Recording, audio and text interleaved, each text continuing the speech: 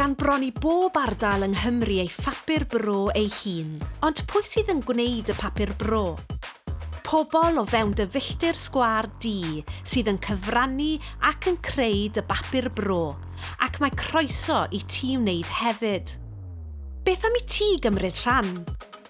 Cyfle i ysgrifennu, casglu newyddion, holi a thynnu lluniau? Neu beth am olygu a gosod y papur? Mae hyd yn oed dosbarthwyr i'w cael. Y rhai sydd yn mynd ar Papur Bro at ddrysau'r darllenwyr.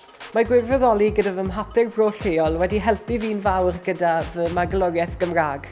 Mae Gwirfoddoli i fy Papur Bro wedi helpu fi i ddod i nabod fy ardal yn well. Dwi'n teimlo fel mod i'n cyfrannu at fy nghymuned.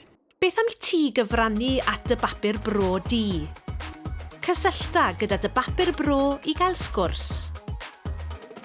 Cer i wefan papuraubro.cymru i gael gweld dy Papur Bro di ac anfon neges nawr.